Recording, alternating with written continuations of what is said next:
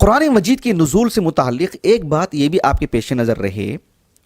کہ قرآن مجید کا جو نزول ہوا ہے وہ دو اعتبار سے ہوا ہے۔ پچھلی جو آسمانی کتابیں ہیں، چاہے وہ آپ تورات لے لیں، چاہے آپ انجیل لے لیں، زبور لے لیں، دیگر کتابیں لے لیں، آسمانی کتابیں، وہ اللہ رب العالمین کی طرف سے یعنی لوح محفوظ سے براہ راست انبیاء کو دے دی گئی، براہ راست ایک ہی واسطے سے۔ قرآن مجید کا معاملہ ایسا نہیں ہے۔ قرآن مجید کا معاملہ ایسا ہے کہ اس کے نزول میں دو قسمیں ہیں۔ ایک اس کا نزول وہ ہے جو لوح محفوظ سے آسمان دنیا پر بیت العزا میں جو ہے مطلب رکھا گیا، یہی مراد ہے جو اللہ رب العالمین نے فرمایا شہر رمضان الذی انزل فیہ القرآن انا انزلناہ فی لیلۃ مبارکۃ انا کنا منذرین، سورۃ الدخان کی 3 آیت کریمہ ہے۔ انا انزلناہ فی لیلۃ القدر، اس سے یہی مراد ہے کہ بیت العزا میں۔ اس کا دوسرا نزول اللہ کے رسول علیہ السلام پر 23 سال کی مدت میں وقفے سے ضرورت کے بقدر نازل ہوتا رہا۔ تورات اور انجیل ایسے نہیں کہ موسیٰ علیہ السلام کو حسب ضرورت تورات کا کچھ حصہ کر کے دے دیا گیا تھا، ایسا نہیں۔ انجیل کا معاملہ بھی ایسا نہیں، زبور کا معاملہ بھی ایسا نہیں، لیکن قرآن کا معاملہ ایسا ہی ہے۔ قرآن مجید 2 طرح سے نازل ہوا،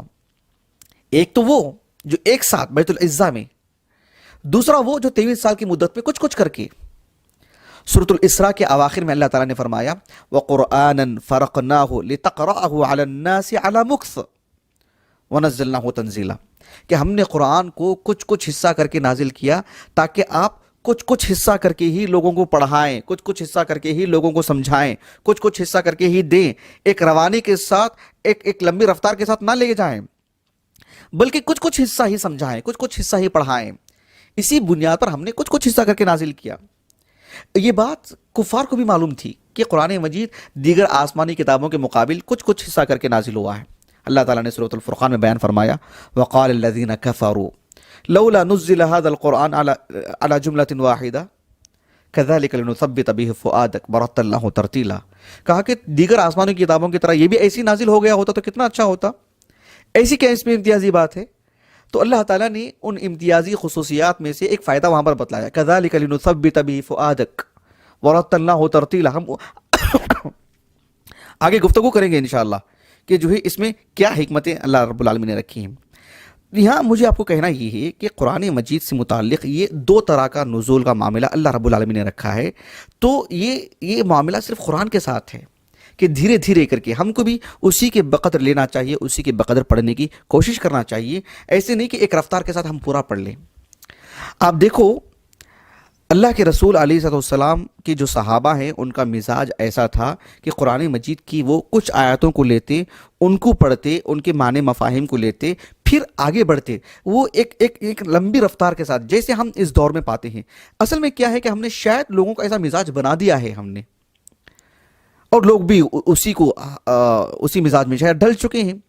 ہم محنت کر کے اس طرح کا مزاج بنائیں گے تو ایسے افراد ملتے جائیں گے، ہم ان کو دھیرے دھیرے کر کے سمجھائیں گے انشاءاللہ۔ تو یہ بہت اہم چیز ہے۔ اللہ سبحانہ وتعالیٰ نے جو ابتدائی 5 آیتیں نازل کی ہیں، آپ غور کر کے دیکھیے کہ حافظ جلال الدین السیوطی رحمہ اللہ، ان کی جو کتاب ہے الاتقان فی علوم القرآن، اس کی جو 30ویں جو قسم ہے غالباً دیکھ لیجیے گا آپ، اس میں انہوں نے یہ بات لکھی ہے کہ قرآن مجید سے متعلق جو احادیث مبارکہ ہیں، ان پورے احادیث کا جب ہم استقراء کرتے ہیں، ان کے الفاظ ہیں الذی استقرئ من الاحادیث الصحیحۃ وغیرہا، کہ پورے احادیث کا جب ہم دراسہ کرتے ہیں، کل احادیث کو سامنے رکھتے ہیں، استقراء کرتے ہیں، اور جو ہے تو ہم کو یہی بات سمجھ میں آتی ہے کہ قرآن مجید اللہ کے رسول پر صلی اللہ علیہ وسلم حسب ضرورت کبھی 5 آیتیں یا کبھی 10 آیتیں نازل ہوا کرتی تھی، کبھی زیادہ کبھی کم، لیکن بالضبط ہر ایک نزول سے متعلق یہ بات نہیں مل سکتی ہے کہ ہر نزول کے وقت میں کتنے آیتیں نازل ہوئی، لیکن عمومی طور پر غالباً اغلبیت یہی ہے کہ 5-10 اس طرح کی آیتیں نازل ہوتی تھی، کبھی کبھی چھوٹی چھوٹی صورتیں نازل ہوا کرتی تھیں، بڑی صورتوں کے کچھ حصے نازل ہوتے تھے۔ سورۃ الانعام بڑی صورت ہے، وہ ایک ساتھ نازل ہوئی تھی، دیگر صورتوں سے متعلق ایسی بات نہیں ہے۔ اب غور طلب بات یہ ہے کہ یہ جو ابتدائی 5 آیتیں نازل ہوئی ہیں، اس میں حکمت کیا ہے؟ اس میں حکمت یہی ہے کہ ہم کچھ حصہ کر کے ہی سمجھیں۔ ابو بکر البیہقی رحمہ اللہ 5ویں صدی ہجری کے بہت بڑے عالم دین ہیں، کئی کتابوں کے مصنف، عبقری شخصیت ہیں، بلکہ 5ویں صدی ہجری کی ممتاز گنی چنی شخصیتوں میں سے ایک مانے جاتے ہیں، مشرقی علماء میں سے۔ ابو بکر البیہقی رحمہ اللہ کئی کتابوں کے مصنف، ان میں سے ان کی کتاب ہے الجامع لشعب الایمان، اس میں مستقل ایک باب قائم کیا ہے، بلکہ الگ سے ایک کتاب قائم کی انہوں نے، ابواب تعظیم القرآن،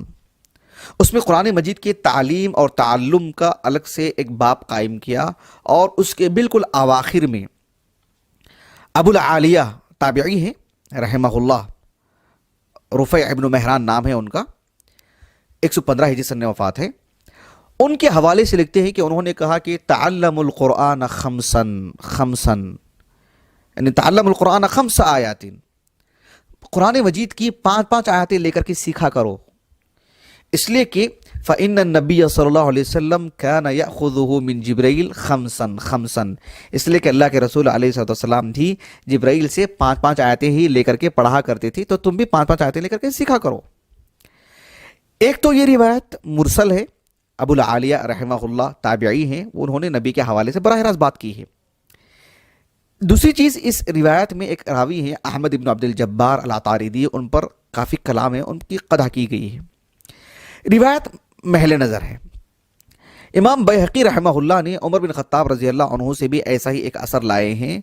اور ابو سعید الخدری رضی اللہ عنہ کے حوالے سے ابن عساکر رحمہ اللہ نے تاریخ دمشق میں رسول اللہ صلی اللہ علیہ وسلم سے مرفوعاً روایت لے کر کے آئے ہیں، لیکن یہ سب روایتیں ضعیف ہیں، استنادی طور پر ان کی حیثیت نہیں ہے کہ احتجاج کے طور پر، دلیل کے طور پر انہیں پیش کیا جا سکے۔ لیکن علی بن بکار رحمہ اللہ وہ کہتے ہیں، وہ تابعی ہیں، وہ کہتے ہیں کہ جو ہے یعنی یہ 5 آیتیں سیکھنے کا فائدہ یہ ہوتا ہے کہ آدمی جلدی بھولے گا نہیں، اسے آسانی سے یاد رکھ پائے گا، آیاتوں کو بھی، معنی مفہوم کو بھی، اس کی تفسیری معلومات کو بھی ایک فائدہ ہوگا۔ یہ اللہ کے رسول کے حوالے سے تو ایسی بات ثابت نہیں ہے، لیکن یہ ایک طرح سے جو ہے مطلب اہل علم کی طرف سے صلاح ہے، ایک ہدایت ہے، ایک رہنمائی، ایک ارشاد ہے۔ تو جہاں تک ہو سکے ہم اس طرح کی چیزوں کو لے کر کے پڑھتے ہیں تو پھر سمجھنے میں بڑی آسانی ہوتی ہے۔ حافظ جلال الدین سیوطی رحمہ اللہ نے ایک نکتے کی بات یہ لکھی ہے کہ آپ علیہ الصلوۃ والسلام پر صرف 5 آیتیں ہی نازل ہوئی، ایسا نہیں ہے، بلکہ ایسا ہے کہ آپ علیہ الصلوۃ والسلام پر کبھی 5 آیتیں، کبھی 10 آیتیں، جیسے واقعۃ الافک سے متعلق مسلسل 10 آیتیں اللہ کے رسول پر نازل ہوئی تھیں علیہ الصلوۃ والسلام۔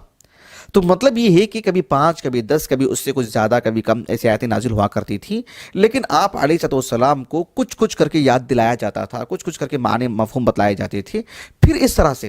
تاکہ یہی اللہ رب العالمین نے یہی فطری طور پر نظام رکھا ہے، صحابہ نے اسی کو قابل عمل بنایا۔